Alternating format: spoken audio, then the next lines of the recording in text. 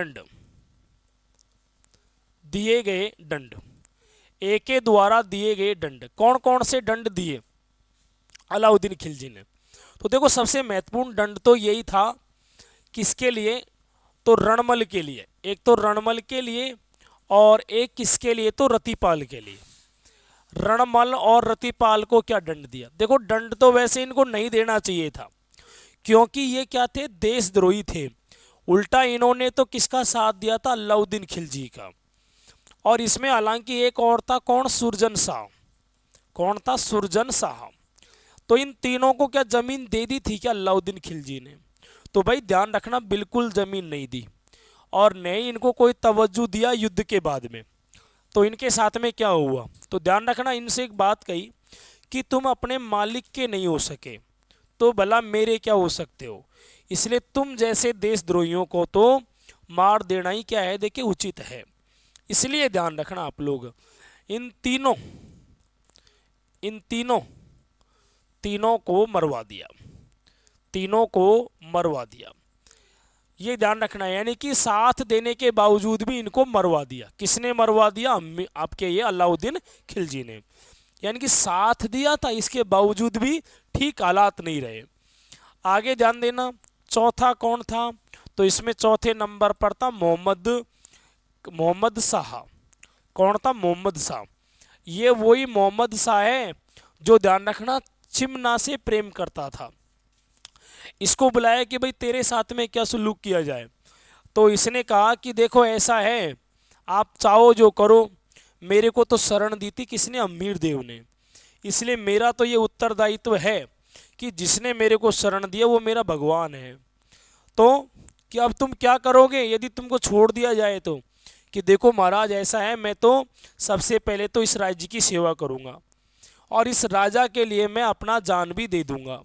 तो ध्यान रखना, मोहम्मद शाह। और यही बात किसने कही? तो केहबू ने, क्योंकि इसके साथ में केहबू भी तो था, इसने भी यही बात कही।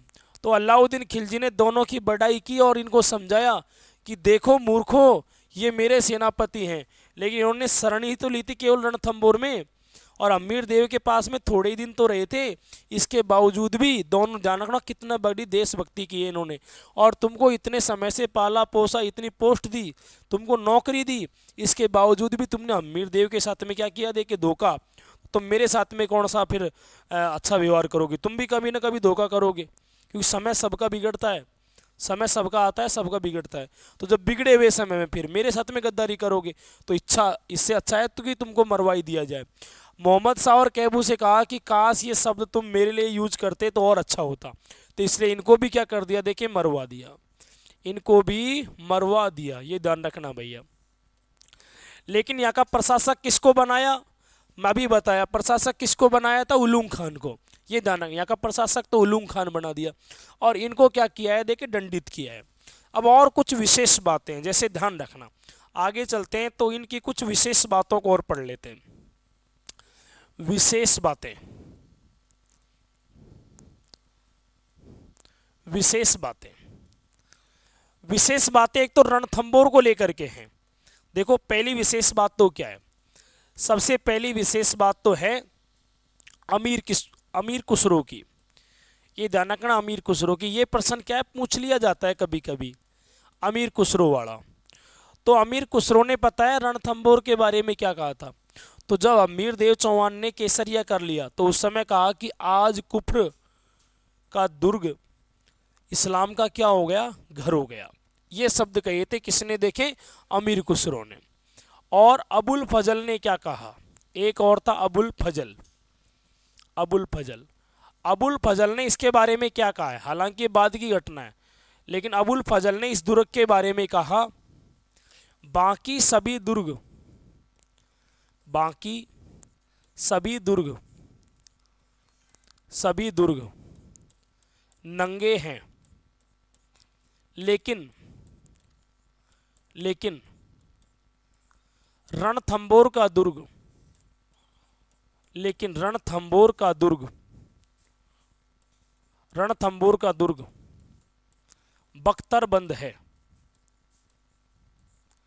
बख्तरबंद है। ये आप ध्यान रखना, ये प्रश्न आ सकता है कि बताओ बाकी सब दुर्ग नंगे हैं, रणथंबोर दुर्ग बख्तर बंद है, ये किसने कहा था? तो ये कहने वाला कौन था? अबुल फजल। अब आपको थोड़ा सा यहाँ से बनाना है, उसके बाद में हम नए वंश की ओर चलेंगे। एक बार आप यहाँ से बनाना शुरू कर दो।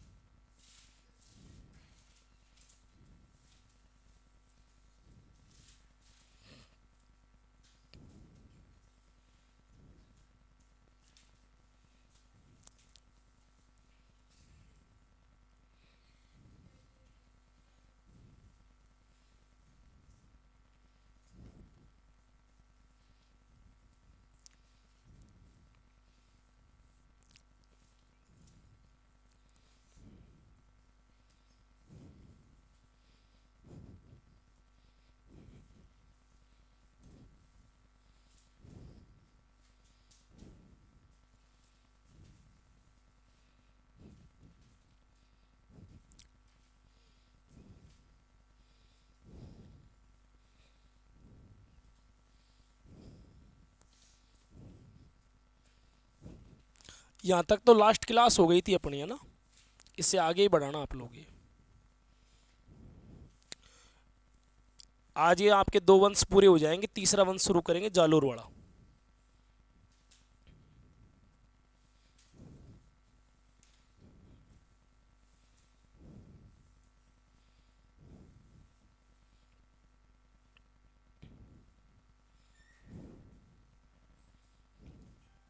साका कब होगा? जब केसरिया और जोवर दोनों होंगे।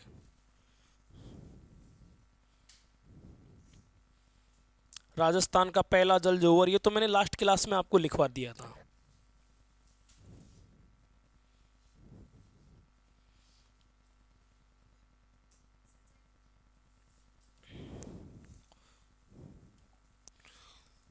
अगले को लगा दो। सभी को मरवाया है ना, तो ये वाले हैं रणमल, रतिपाल, सुरजन शाह, मोहम्मद शाह और कैबू। लेकिन ये वो हैं जो किसके यहाँ हुआ करते थे? अलाउद्दीन खिलजी के यहाँ। और ये वो हैं जो रणथंबोर में ही हुआ करते थे, जिन्होंने बाद में गद्दारी की थी।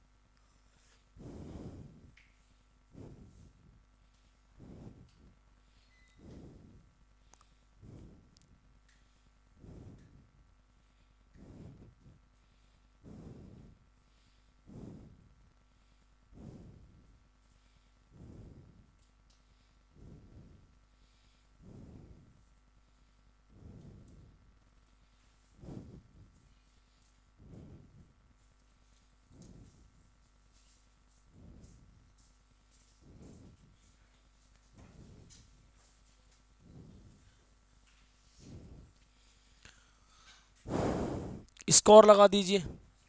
इसमें अमीर खुसरो का ये जो खतन है, स्कोर टिप देना है यहाँ पर, है ना?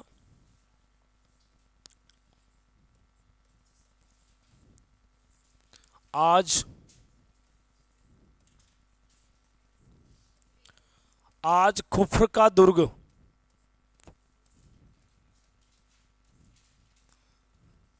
इस्लाम का घर हो गया। इस्लाम का घर हो गया। ये दो खतन लिख देना आप लोग। अमीर खुसरो का आज कुफ्र का दुर्ग इस्लाम का घर हो गया। इसकी जगह गढ़ भी आ सकता है लिखा हुआ ना, दुर्ग की जगह किला भी आ सकता है। ये दो खतन है, महत्वपूर्ण खतन है।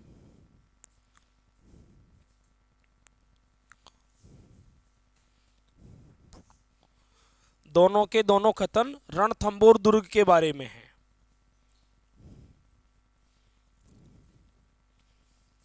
सबसे ज्यादा एग्जाम में आने वाले ये दोनों ही हैं जो रणथंबोर दुर्ग के लिए प्रयोग किए गए।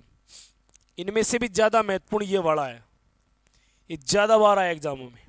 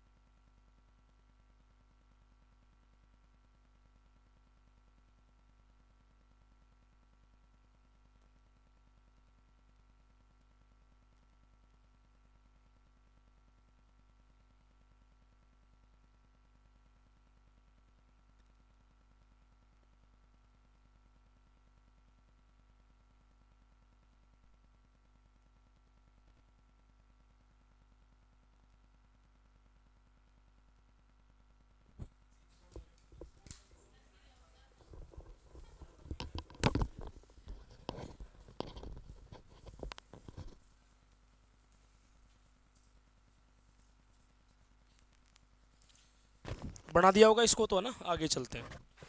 इसके बाद में कुछ किताबें हैं जिनके बारे में और थोड़ा सा आप ध्यान रखना। महत्वपूर्ण पुस्तकों के बारे में आपसे क्या पूछा जा सकता है इसमें, तो यहाँ पर आता है रणथंभौर, रणथंभौर चौहान वंश, चौहान वंश की जानकारी देने वाले, की जानकारी देने वाले, देने वाले ग्रंथ। कौन कौन से ग्रंथ हैं जो जानकारी दे सकते हैं ना, तो देखिए इधर उनमें सबसे पहला ग्रंथ, सबसे पहला ग्रंथ आता है हम्मीर महाकाव्य, हम्मीर महाकाव्य। हम्मीर महाकाव्य के लेखक कौन है, तो ध्यान रखना इसके लेखक हैं नयन चंद्र सूरी। इनके लेखक आपसे पूछे जाएंगे, नयन चंद्र सूरी। इसके अलावा आता है हम्मीर, हम्मीर रायण, हम्मीर रायण, और इसके लेखक हैं भांडव व्यास, इसके लेखक हैं भांडव व्यास, भांडव व्यास। अगले हैं हम्मीरठ, हम्मीरहठ, और हम्मीरठ के लेखक हैं चंद्रशेखर, हम्मीरठ के लेखक हैं चंद्रशेखर। ये तो मैंने आपको बीच में भी बता दिया था। इसके बाद में अगले हैं हम्मीर मदमर्दन, हम्मीर मदमर्दन। हालांकि ये इससे संबंधित बिल्कुल भी नहीं है, लेकिन हमको थोड़ा सा ध्यान रखना है, ये संबंधित नहीं है। तो इसके लेखक हो जाएंगे जय सिंह सूरी, जय सिंह सूरी, जय सिंह सूरी। इसके बाद में अगला नंबर 5, ये थोड़ा सा ध्यान रखना, ये जानकारी नहीं देता है, इसको यहां लिख देंगे अपन, जानकारी नहीं देता। भले ही ये हम्मीर मदमर्दन हो, इसके बावजूद भी जानकारी नहीं देता है। यहाँ पर हम्मीर जो शब्द है ना, वो किसी और के लिए यूज हुआ है। चलो आगे देखेंगे अपन। अगला आता है आपके श्रृंगार हार, श्रृंगार हार। श्रृंगार हार के लेखक कौन है, हम्मीर देव। इसके लेखक कौन है, तो हम्मीर देव। अगला आता है हम्मीर रासो, हम्मीर रासो, और हम्मीर रासो भी एक नहीं बल्कि 2 हैं, और दोनों के अलग अलग लेखक हैं। हम्मीर रासो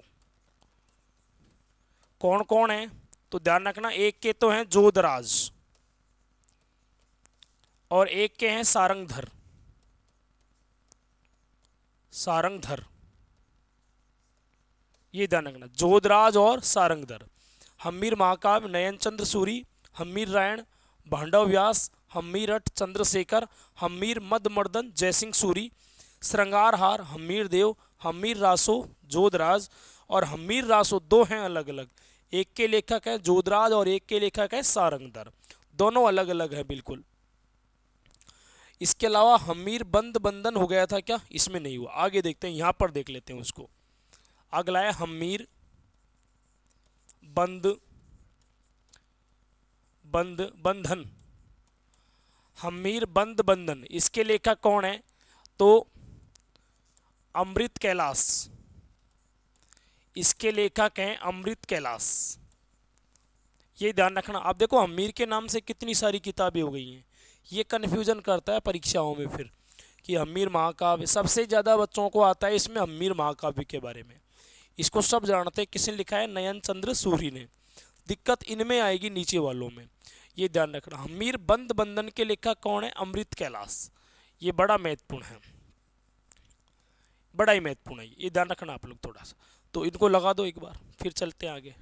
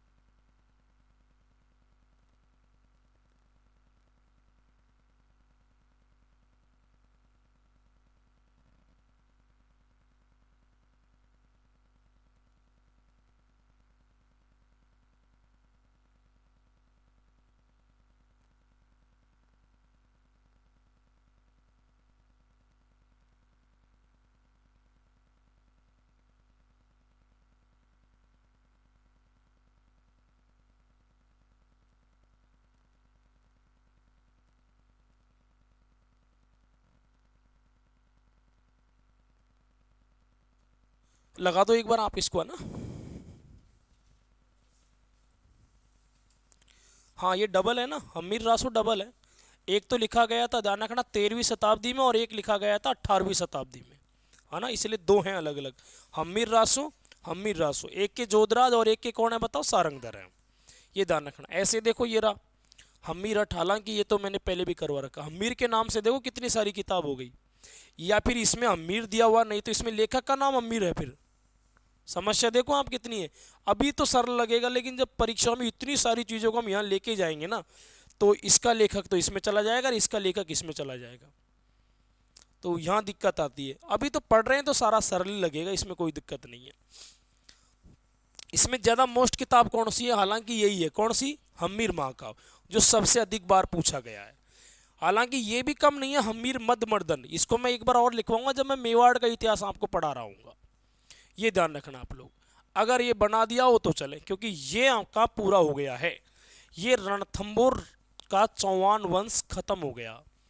तो मैंने अब तक दो वंश पढ़ा दिए आपको कंप्लीट, एक तो अजमेर या सांबर के चौहान, और एक मैंने पढ़ा दिया आपको रणथंभौर के चौहान। और अब एक नया और चौहान वंश हम शुरू करने जा रहे हैं, और वो होगा जालोर का चौहान वंश। लेकिन जो पढ़ेंगे ना उसको पूरा ही पढ़ेंगे, फिर दोबारा देखने की आवश्यकता पड़ेगी नहीं। ये नहीं कि आज यहाँ फिर कल दूसरी जगह, ऐसे नहीं, पूरा ही पढ़ेंगे उसको, जिससे क्या आने वाली भर्तियों में हमारा कम से कम साथ तो मिले, सहारा तो बने कम से कम वो। हालांकि जब आप रीट की इनकी दोगे ना, तो वहाँ पर क्या है, सिलेबस करवाने का प्रेशर होता है टीचर पर, मैं हूँ और चाहे और कोई हो, फिर वो केवल सिलेबस को कवर करवाने में कोशिश करता है, क्योंकि वहाँ पर 2 या 3 महीने के अंदर आपकी एग्ज़ाम फिक्स हो जाती है। और हमारी भी मजबूरी होती है कि थोड़ा सा कम से कम, है ना, बिना डीप में जाए, मध्यम या लो लेवल का पढ़ा करके आगे निकलना, क्योंकि समय सीमा बंध जाती है। अभी कोई समय सीमा बंधी हुई नहीं है, तो हम थोड़ा अच्छे लेवल से इसको पढ़ रहे हैं, है ना। आगे चलते हैं दोस्तों। अब हम यहाँ पर शुरू करने जा रहे हैं जालोर का चौहान वंश। बहुत अच्छा चौहान वंश है, कोई खास इसमें दिक्कत है नहीं, बस कुछ बातें हैं जो हमको क्या करनी पड़ेंगी, समझनी पड़ेंगी। जालोर का इतिहास, यहाँ पर हम शुरू करने जा रहे हैं जालोर का इतिहास। सबसे पहले तो मैं आपको ये बता दूं जालोर है कहाँ। तो जालोर है ना अरावली के पश्चिम में है। जालोर पूर्णतः अरावली के भाग में स्थित नहीं है। सबसे पहले तो ये कि जालोर का प्राचीन नाम क्या था, क्योंकि शुरुआत यहीं से करता है, वो सरल चीज़ों से शुरुआत करता है और फिर कठिनाई की ओर जाता है वो। तो ये ध्यान देना, प्राचीन नाम क्या था। तो ये ध्यान देना, जालोर का सबसे प्राचीन नाम हमको देखने को मिलता है जाबलीपुर या जाबालीपुर देखने को मिलता है। ये ध्यान रखना, जाबलीपुर के नाम से ये जाना जाता था। ये प्राचीन नाम है किसका, देखे, जालोर का। क्यों था, तो ध्यान रखना, यहाँ पर एक ऋषि थे जो तपस्या किया करते थे। क्या नाम था ऋषि का, तो दोस्तों ध्यान रखना, जाबली नामक ऋषि। कौन से ऋषि थे, जाबली नामक ऋषि। जाबली ऋषि की तपोभूमि, तपोभूमि होने के कारण, अब देखो पहले जो संत होते थे वो वास्तव में भक्ति किया करते थे, तो वो दुनिया के सामने नहीं रहते थे दिखाने के लिए, वो एकांत में चले जाया करते थे और फिर वहाँ पर भक्ति किया करते थे। तो उसको क्या कहते हैं बताओ, तपोभूमि, मतलब तपस्या किया करते थे। तो यहाँ पर कौन से ऋषि ने तपस्या की, जाबली ऋषि ने। इसलिए ध्यान रखना, इन्हीं के नाम पर ये क्या बस गया, देखें, जाबलीपुर बस गया। फिर हम चलते हैं आगे, और इसके बाद में हमको एक नाम और देखने को मिलता है यहाँ पर। क्या नाम है, देखें, जालोर। अब जालोर नाम कैसे पड़ गया, तो ध्यान रखना, जालोर जो नाम पड़ा है ना, ये कहीं ना कहीं दो शब्दों का प्रतीक बनाओ पहले तो आप। जालोर, ध्यान रखना, दो शब्द है यहाँ पर, एक तो कौन सा है, देखिए, जाल, और इसके बाद में आगे आ जाता है और, ऐसे आता है। तो ध्यान रखना, जाल का मतलब यहाँ पर क्या है, क्योंकि शब्दों को पकड़ेंगे तो फिर दिक्कत नहीं आएगी। जाल की बात करते हैं, तो ये क्या है, एक पेड़ है। ये क्या है, एक पेड़ का नाम है। यानी कि राजस्थान में जाड़ का पेड़ पाया जाता है जिसमें बहुत सारे कांटे होते हैं भाई, पत्तियां भी होते हैं और क्या होते हैं बताओ, कांटे होते हैं। नाम से ही पता लगता है कि काफ़ी सघन इसमें कांटे होते हैं, टहनियाँ भी काफ़ी सघन होती हैं। तो ये ध्यान रखना, एक पेड़ का नाम है जाड़ का पेड़, जो कि कैसा है, एक कंटीला पेड़ है ये, कंटीला। एक तरीके से हम कह सकते हैं कि जो ये पेड़ है ना, ये किसका रूप है, झाड़ी का रूप है भैया। ये पेड़ किसका रूप है, तो ध्यान रखना झाड़ी नुमा। ये पेड़ कैसा है, झाड़ी नुमा है, मतलब जाड़ की क्या है, एक तरीके से झाड़ियां। तो इसका मतलब ध्यान रखना ज्यादा पाई जाती होंगी यहाँ पर। तो और का मतलब क्या है लेकिन, तो सुनो और का मतलब क्या है, तो और का मतलब है चारों ओर। ध्यान रखना चारों ओर, चारों ओर, चारों ओर। यानी कि हम कह सकते हैं जाल के पेड़, और वो भी ध्यान रखना चारों ओर हैं। तो चारों ओर से जाल के पेड़ों से घिरे हुए क्षेत्र को ही क्या कहते हैं, जालोर कहते हैं। ये इसका एक नया अर्थ निकला है। तो इस चीज को हम यहां लिखते हैं, इधर देखो, जाल के वृक्ष से या वृक्षों से गिरा हुआ, गिरा हुआ पहाड़ी एवं वन क्षेत्र, वन क्षेत्र, वन क्षेत्र को ही जालोर कहते हैं, जालोर कहते हैं।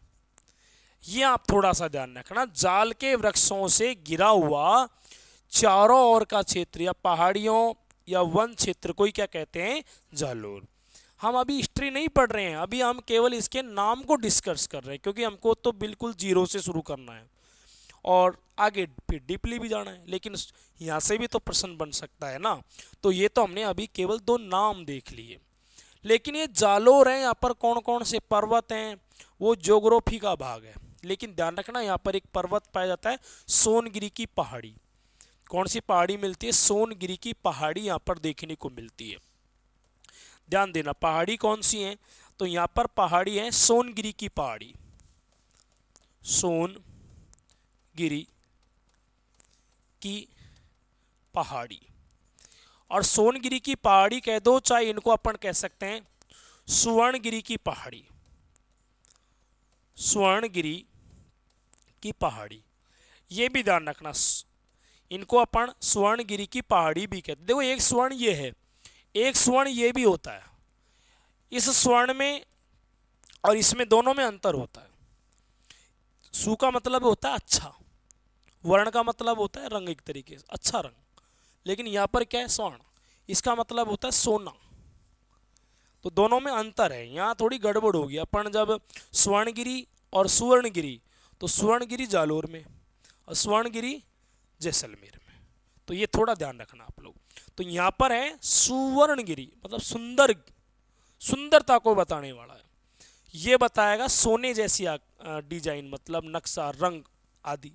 तो जैसलमेर की जो मिट्टी है ना, वो भी सोने के समान ही दिखाई देती है, क्योंकि पीले रंग की वो मिट्टी है, लेकिन पूर्णतः पीली भी नहीं है। लेकिन जब प्रकाश पड़ता है उस पर तो चमकती भी है, जैसे सोने के आभूषण चमकते हैं उसकी भांति वहाँ जो पत्थर पाए जाते हैं वो भी चमकते हैं। तो इसीलिए उसको अपन क्या कहते हैं, स्वर्ण नगरी भी कहते हैं, यानी कि उसको अंग्रेजी में येलो सिटी यानी कि पीला शहर भी कहते हैं। तो ऐसे करके बहुत सारी बातें हैं, वो तो हम सीखेंगे। फिलहाल ध्यान रखना यहाँ पर जो पहाड़ी है वो कौन सी है, सोनगिरी या फिर सुवर्णगिरी। यहाँ तक बनाओ, फिर आगे चलते हैं।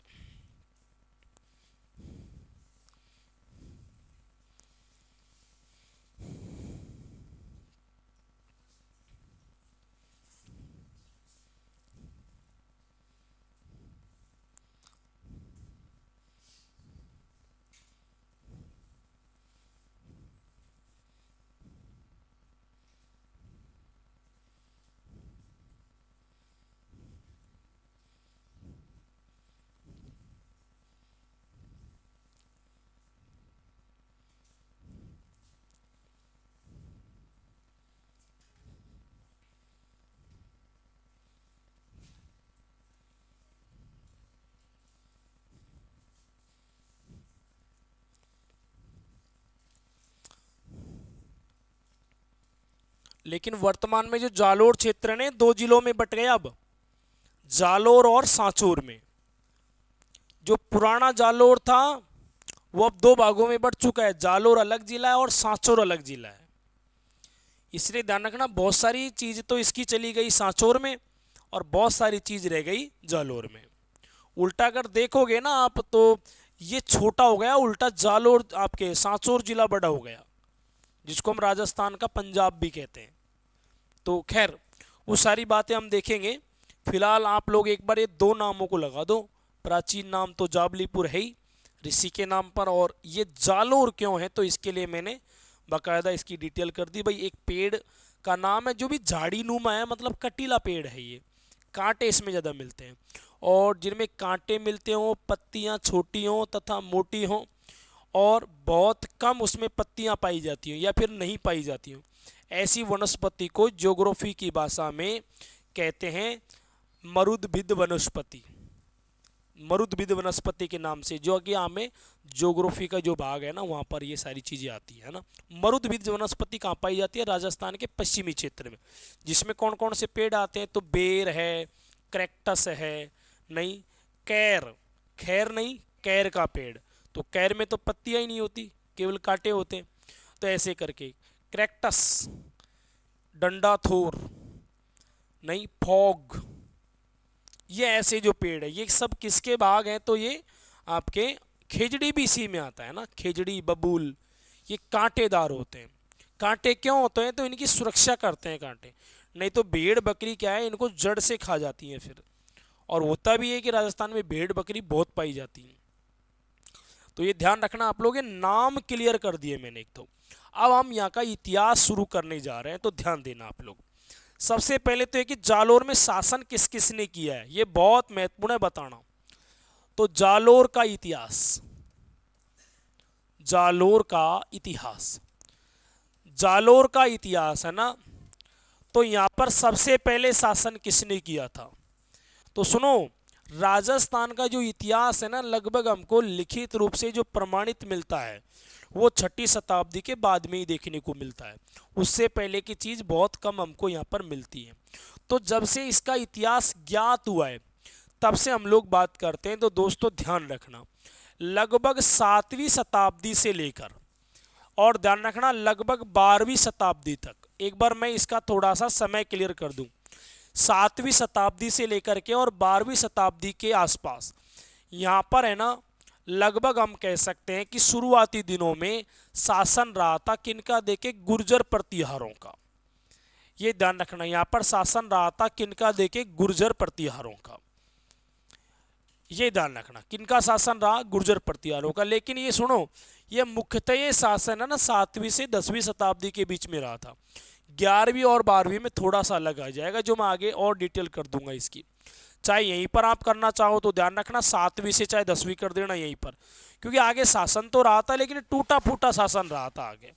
तो 7वीं से 10वीं आ जाए तो कौन आएंगे? देखिए गुर्जर प्रतिहार। अब गुर्जर प्रतिहारों की कौन कौन सी शाखाएं प्रमुख है ये तो हम शुरू करेंगे जब गुर्जर प्रतिहार राजवंश पढ़ेंगे। राजा हरिश्चंद्र की बात करेंगे, रज्जिल की बात करेंगे, फिर नागवंशी जो गुर्जर होते हैं उनकी भी बात करेंगे। जैसे भगवान देव नारायण थे वो कौन से थे? नागवंशी थे, है ना।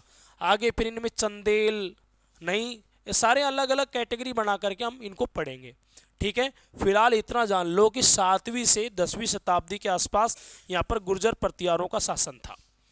इसके बाद में आता है 10वीं से और लगभग 12वीं शताब्दी के आसपास।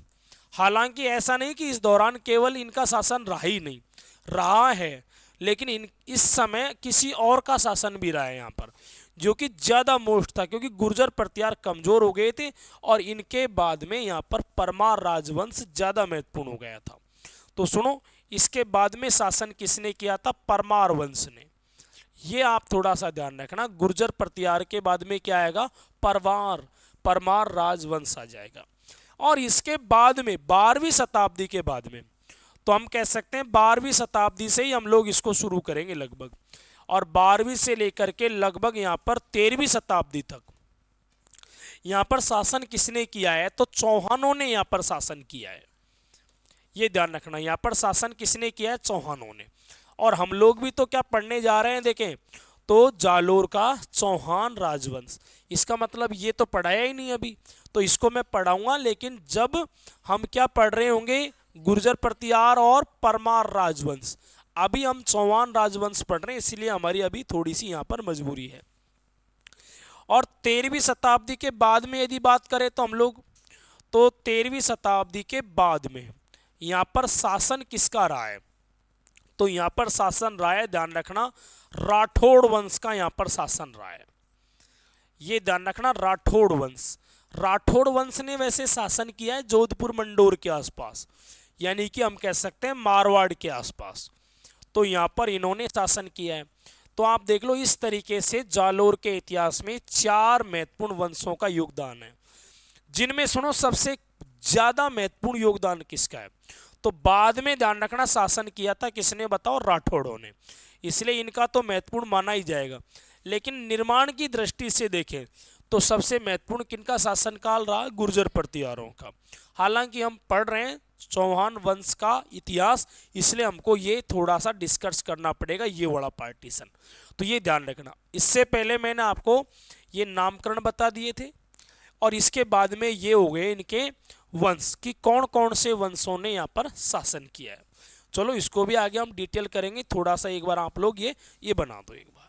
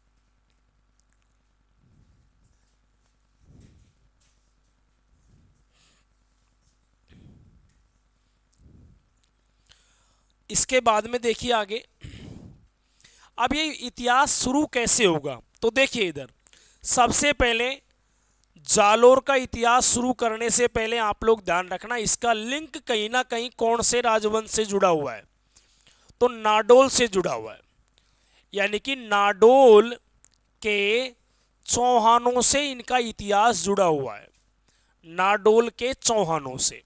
ये नाडोल कहां पर पड़ता है, तो पाली में, ये ध्यान रखना। नाडोल के चौहानों से ही निकल के आए हैं, कहां के चौहान आए निकल करके, तो ये जालोर के, ये ध्यान रखना आप लोग। जालोर के चौहानों का इतिहास यदि हम शुरू करेंगे तो हमको ये शुरुआत कहां से करनी पड़ जाती है, नाडोल से। और ये नाडोल वाले कहां से आए, क्योंकि ये चीज मैं थोड़ा सा आपको पहले भी वैसे तो बता चुका हूं, तो ये कहां से आए हैं बताओ, अजमेर, ये अजमेर के चौहानों से ही निकल करके आए हैं। तो अजमेर से तो कहां पर आ गए, ये नाडोल में, और नाडोल से कहां पर चले गए, जालोर में। और जालोर में इसकी शुरुआत करने वाला कौन था, इसके बारे में हम लोग अब डिस्कस करेंगे, तो ध्यान रखना। जालोर में चौहान वंश की स्थापना पहली बात तो कब हुई, तो ध्यान रखना 1181 ईस्वी में, 1181 ईस्वी में कीर्तिपाल चौहान, आगे पूरा डिटेल करेंगे लेकिन अभी हम एक बार शुरुआत तो कर दें इसकी। 1181 ईस्वी में कीर्तिपाल चौहान द्वारा स्थापना की गई, तो स्थापना कैसे की गई होगी, यहां पर तो शासन है ना, किसका शासन है, तो सुनो, इससे पहले यहां पर कौन कौन शासन कर रहा है, गुर्जर प्रतिहार, और कौन कर रहे हैं बताओ, परमार। लेकिन आप ये देखो चौहानों से तो पहले ये शासन कौन कर रहे हैं, परमार। तो यार इसका मतलब परमारों का कोई ना कोई तो यहाँ पर होगा, कोई ना कोई तो शासक है, उसको हराना पड़ेगा। और इसको जीतना पड़ेगा, तब जाकर के किसी वंश की क्या होगी, देखिए स्थापना होगी। तो यही ध्यान रखना। लेकिन यहाँ पर स्थापना करने वाले का नाम है कीर्तिपाल चौहान। लेकिन सुनो, इसी दौरान यहाँ पर जो शासन करने वाला जो परमार शासक था, उसका नाम क्या था? तो उसका नाम था कुंतपाल परमार। उसका नाम था कुंतपाल परमार, या तो कुंतपाल कहते हैं या फिर सुनो उसको अपन कहते हैं किंतुपाल। ये ध्यान रखना, उसको कहते हैं किंतुपाल। अगर कुंतपाल नहीं आए तो उसकी जगह क्या मिलेगा, लिखा हुआ किंतुपाल। अब देखो यहाँ बड़ी दिक्कत होने वाली है। और ये जो व्यक्ति है कौन, कीर्तिपाल, इसका शॉर्ट में दूसरा नाम और है। क्या कहते हैं इसको? तो इसे कहते हैं कीतुपाल। ध्यान रखना, इसे कहते हैं कीतुपाल, इसे कीतुपाल कहते हैं। और इसे क्या कहते हैं, कुंतपाल या किंतुपाल। मतलब ये बिंदी का फर्क है, देख लो आप, बस इतना सा फर्क है। ये कीतु है और ये क्या है, किंतु है। ये कीतु है या फिर इसका नाम कुंत है, ये ध्यान रखना। ये तो यहाँ का शासक था और इसने बाद में आकर के यहाँ पर कौन से वंश की स्थापना कर दी, तो चौहान वंश की स्थापना कर दी। कैसे हुई स्थापना वो तो हम देख लेंगे।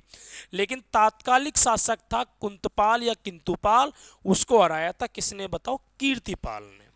कैसे हुआ, कौन है कीर्तिपाल, इसकी भी हम चर्चा कर लेंगे। फिलहाल आप ध्यान रखना, ये आए कहाँ से हैं, तो ये ध्यान रखना बिल्कुल, ये आए हैं अजमेर से। अजमेर से कहाँ पर आ गए, नाडोल, और नाडोल से कहाँ चले गए, जालोर। और अब हम पढ़ भी कौन सा रहे हैं, देखिए जालोर का, क्योंकि हम अजमेर का भी पढ़ चुके हैं। नाडोल का तो बहुत छोटा सा है, जो मैं आगे आपको बता दूंगा। एक बार आप इसको लगा दो, है ना।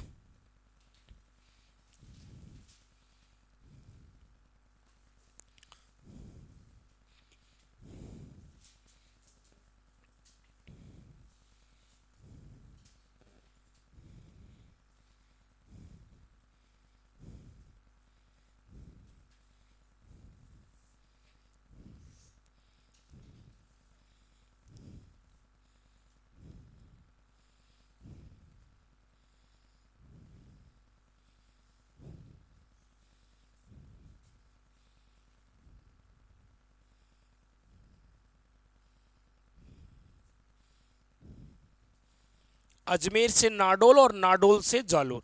कई बार एक क्रम भी लगवा लेता है ना कि कहाँ से कहाँ गए हैं। हालांकि रणथंबोर वाले कहाँ से आए थे, रणथंबोर वाले भी कहाँ से आए थे, अजमेर से आए थे। हालांकि उसको लेके कौन आया था, गोविंदराज स्वयं आए थे, जो किसके पुत्र थे, तो अजमेर के शासक पृथ्वीराज तृतीय के।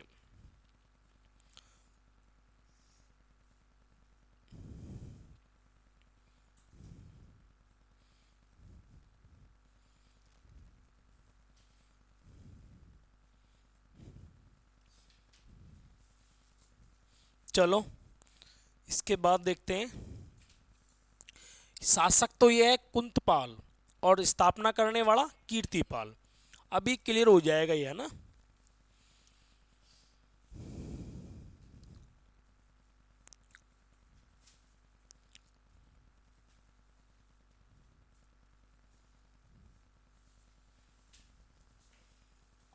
इसके बाद देखिए आप लोग, पहली बात तो जालोर का जो चौहान वंश है, उसको जालोर का चौहान वंश की जगह एक शब्द काम लेंगे आप लोग, सोनगरा। ध्यान रखना, इसको अपन क्या कहेंगे, सोनगरा। सोनगरा चौहान, सोनगरा चौहान कहते हैं। क्यों कहते हैं सोनगरा, भला हमने और जगह तो चौहान ही पढ़ा है, लेकिन यहां पर तो अलग ही नाम देखने को मिल गया, सोनगरा चौहान। पहली बात है सोनगरा नाम क्यों पड़ा, क्योंकि जालोर का नाम कैसे पड़ा वो तो हमने सीख लिया, लेकिन ये नाम कैसे पड़ा, तो ध्यान दीजिए आप लोग। सबसे पहले शब्द आ रहा है सोनगरा। सोनगरा, सोनगरा शब्द का मतलब क्या है, तो एक बिजोलिया का शिलालेख है जो मैं आपको अजमेर के चौहान वंश में खूब पढ़ाया हूं। उसमें लिखा हुआ है कि जालोर में सोनगिरी नामक पर्वत हुआ करता था, और सोनगिरी पर्वत के आसपास जिस वंश ने शुरुआत की अपने शासन की, वो चौहान वंश था। और इसीलिए उस पर्वत के नाम पर ही, क्योंकि वहां पर ये शासन कर रहे हैं, इसलिए ध्यान रखना इनका नाम पड़ गया सोनगरा चौहान। तो ये क्षेत्र के आधार पर नाम है सोनगरा। चौहान तो राजवंश का नाम है ही, जो अजमेर से चला आ रहा है, अजमेर से भी पहले से चला आ रहा है, सांबर से ही है। छत्रपुर उस जमाने में जब राजधानी इनकी हुआ करती थी। तो ध्यान रखना ये क्षेत्र के अनुसार, क्षेत्र के अनुसार अनुसार नाम है, क्योंकि क्योंकि यहाँ पर सोनगिरी नामक पर्वत है। क्योंकि यहाँ पर सोनगिरी नामक क्या है, देखिए पर्वत है, इसलिए इनका नाम पड़ गया सोनगरा चौहान। अब मैं इनको जालोर के चौहान नहीं कह करके बार बार क्या कहा करूंगा, सोनगरा चौहान। या फिर आपसे यूं कह सकता है कि बताओ चौहानों की सोनगरा शाखा ने कहां पर शासन किया था, तो बताओ कहां पर शासन किया था, जालोर में शासन किया था। सोनगरा शाखा पूछ रहे तो वैसे तो जालोर शाखा है ये, लेकिन यहाँ पर नाम में भिन्नता आ गई ना, इसलिए ऐसा प्रश्न भी बन सकता है। और चौहान शब्द तो हम पहले भी डिस्कस करके आ गए। अब सबसे पहले यहाँ पर जो शासक आते हैं, सबसे पहले शासक, उनका नाम क्या है, कीर्तिपाल चौहान। इनकी हम शुरुआत करते हैं एक बार। तो कीर्तिपाल चौहान, पहली बात तो ये कीर्तिपाल कौन है भाई, हम सीधे ही शुरुआत कैसे कर लें, इसका थोड़ा सा इंट्रोडक्शन तो जाने कि आखिर ये कौन है। तो पहले तो इसका हम परिचय देख लेते हैं। परिचय, वैसे तो मैंने आपको बताया इसका संबंध कहीं ना कहीं किससे है, देखिए नाडोल से।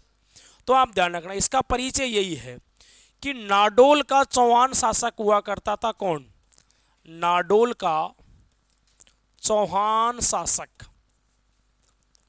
चौहान शासक, नाडोल का चौहान शासक था अलहण।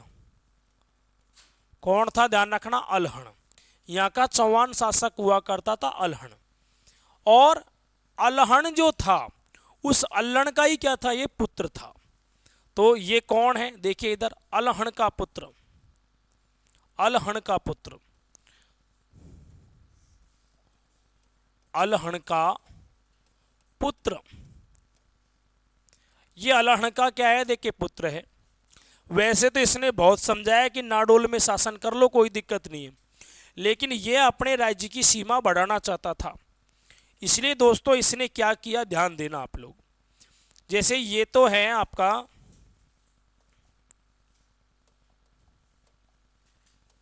जैसे ध्यान देना, ये तो है पाली, और यहां पर जैसे ये वाला है जालोर, और इसके बगल में यहां पर जो राज्य आएगा ना, ये वाला, ये वैसे तो मेवाड़ आएगा, जिससे हम आगे पढ़ेंगे, यहां पर नहीं बल्कि आगे पढ़ेंगे इसको,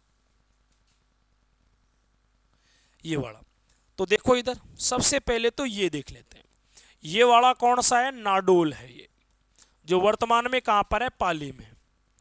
ये वाला कौन सा है, तो जालोर, जालोर है, जो आजकल दो भागों में बट गया। और ये वाला कौन सा राज्य है, मेवाड़। ये ध्यान रखना, यहाँ का शासक कौन है, अलहण, और यहाँ का शासक कौन है, तो देखो यहाँ पर परमारों का शासन है। तो यहाँ पर शासन कर रहा है कुंतपाल परमार, कुंतपाल, या फिर अभी अभी हमने एक नाम और लिखा था इसका, किंतुपाल, किंतुपाल परमार, ये यहाँ पर शासन कर रहा है। तो नाडोल से कौन आया, देखें, कीर्तिपाल, और इसने किसके ऊपर आक्रमण कर दिया, कुंतपाल पर। कब आक्रमण किया, तो 1181 में।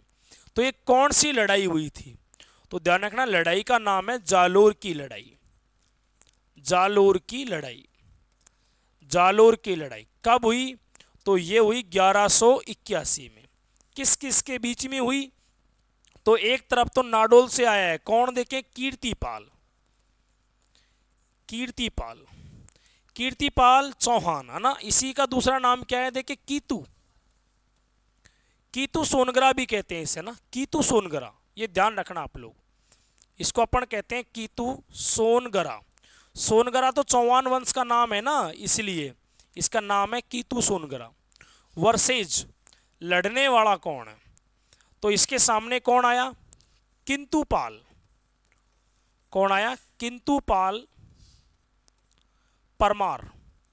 ये परमार राजपूत है। हालांकि इसी का नाम है ना कुंतपाल भी है, इसी का नाम क्या है, कुंतपाल, कुंतपाल भी कहते हैं, ये देख लेना आप लोग। तो इनके बीच में क्या हुई, लड़ाई हुई। हालांकि इसको जीता कौन हारा कौन, तो देखिए इधर यहाँ पर जीत तो किसकी हो गई, देखिए कीर्तिपाल की, और हार किसकी हो गई, तो हार हो गई परमार शासक किंतुपाल की। मतलब कीतु ने किंतु को हरा दिया, ये ध्यान रखना, कीतु ने किंतु को हरा दिया। ये थोड़ा सा कंफ्यूजन यह बनता है, नाम ही सेम है, यहाँ पर कंफ्यूजन क्यों नहीं होगा। कीर्तिपाल की जगह कीतु आ जाए तो कीतु ने किंतु को हरा दिया था, ठीक है भाई। कब हराया था, तो 1181 में।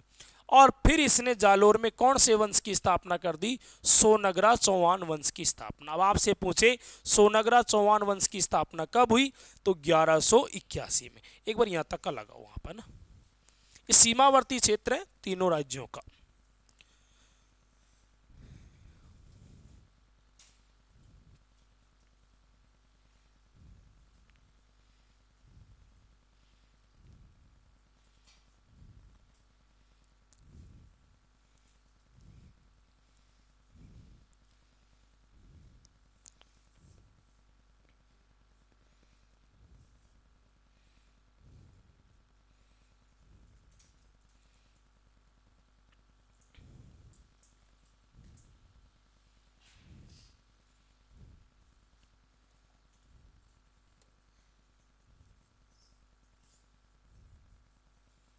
अल्लण के पुत्र का ही तो नाम है कीर्तिपाल, और अल्लण शासक है कहाँ का, नाडोल का। तो कुल मिलाकर के ये नाडोल से ही आया है ये, और नाडोल की शाखा चलाई थी लक्ष्मण ने।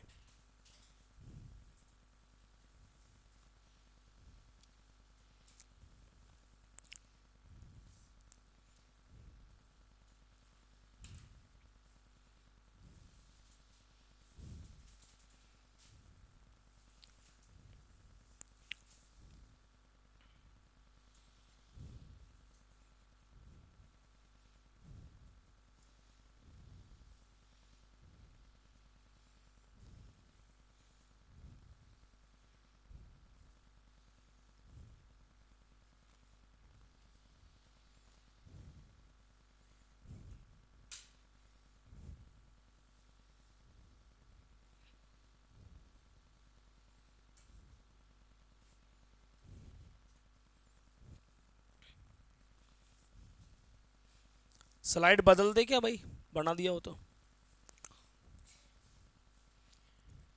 ये पहाड़ी क्षेत्र है यहाँ पर है ना, ये जो आप देख रहे हैं ये पहाड़ी क्षेत्र है, यानी कि ये अरावली पर्वत का क्षेत्र है ये वाला, ये अरावली पर्वत का क्षेत्र है।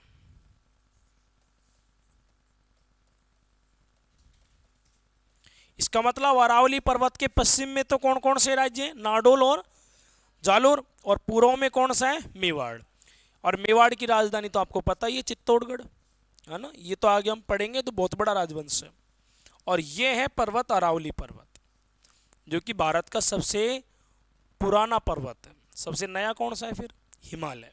हिमालय सबसे नया है और अरावली सबसे पुराना है। चलो इसके बाद में हम, इसने हरा दिया तो अब शासन की स्थापना तो करेगा ही करेगा। तो आगे क्या हुआ, देखिए इधर कीर्तिपाल चौहान,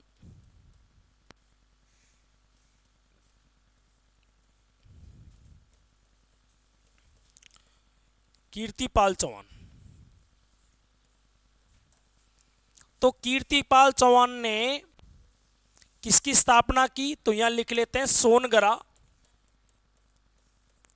सोनगरा चौहान वंश का संस्थापक, चौहान वंश का संस्थापक। या फिर हम कह सकते हैं मूल पुरुष। स्थापना करने वाले को संस्थापक कहा जाता है। कौन था? देखिए, कीर्तिपाल चौहान। सीख हमने लिया ही कहां से आया है और किसको हराया इसने, और दो तीन महत्वपूर्ण काम किए इसने। तो एक तो ध्यान रखना यहीं पर है ना, कीर्तिपाल के नाम से है ना, कीर्ति नामक जलाशय का निर्माण करवाया एक तो इसने। कीर्ति नामक जलाशय, जलाशय मतलब पानी भरने का, एक तो इसने ये बनवाया। इसके अलावा सुन लो, जागलेश्वर महादेव का मंदिर, जागलेश्वर महादेव का मंदिर, जागलेश्वर महादेव मंदिर कहां पर बनवाया? तो जालोर में। ये दो महत्वपूर्ण काम है, दो महत्वपूर्ण काम है किसके? तो कीर्तिपाल के। और कोई दिक्कत नहीं, फिर तो आगे के शासक आ जाएंगे। लेकिन यहां पर दुर्ग कौन सा है? तो दुर्ग के बारे में और जान लो। यहां पर दुर्ग है सोनगिरी, सोनगिरी, या जिसका नाम है सुवर्णगिरी, सुवर्णगिरी दुर्ग। पूछा जाए कि ये कहां पर है, तो ध्यान रखना ये दुर्ग आपके जालोर में है, ये दुर्ग है जालोर में। अच्छा, ये दुर्ग कौन सी शैली में बना हुआ है? कभी कभी ऐसे भी प्रश्न आ जाते हैं। और कौन से पर्वत पर है? तो पर्वत तो यही आएगा, कौन सा? देखिए, सोनगिरी पर्वत, पर्वत तो यही आएगा, सोनगिरी पर्वत। पर्वत इसी पर्वत पर स्थित है। और फिर ध्यान रखना कि इसका निर्माण किसने करवाया? तो इसका निर्माण करवाया था गुर्जर प्रतिहार शासक, गुर्जर प्रतिहार शासक नाग प्रथम ने। नाग प्रथम का नाम क्या था? नागभट्ट प्रथम। उसने इसका निर्माण करवाया था, है ना, गुर्जर प्रतिहार शासक नागभट्ट प्रथम ने। तो कौन सी शैली में बना हुआ है ये? तो ये ध्यान रखना, ये मारू गुर्जर शैली में बना हुआ है, गुर्जर शैली में बना हुआ है, ऐसे ध्यान रख सकते हैं। गुर्जर शैली है ना, गुर्जर शैली में बना है। कौन सा दुर्ग? देखें, जालोर का दुर्ग। और एक प्रश्न और महत्वपूर्ण बन सकता है यहां से कि बताओ जालोर में परमार वंश का अंतिम शासक कौन था? तो अभी तो देखा है हमने, कौन था? कुंतपाल। ये ध्यान रखना आप लोग। जालोर में, जालोर में परमार वंश, परमार वंश का अंतिम शासक, परमार वंश का अंतिम शासक तो कौन था? किंतुपाल। किंतु या इसको क्या कहते हैं? कुंत पाल चौहान।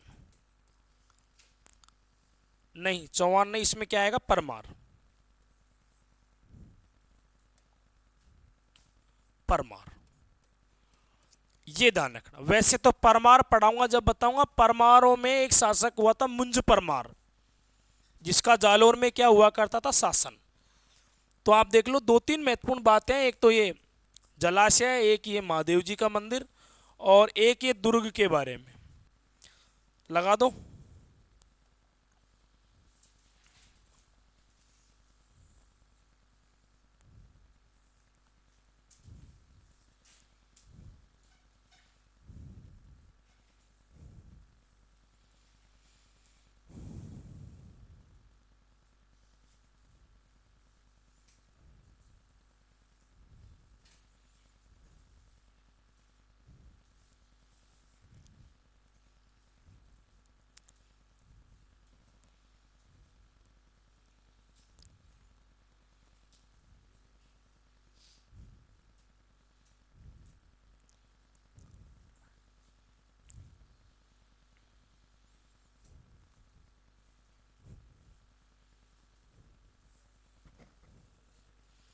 शेष अगले वीडियो में अपन कंटिन्यू करेंगे।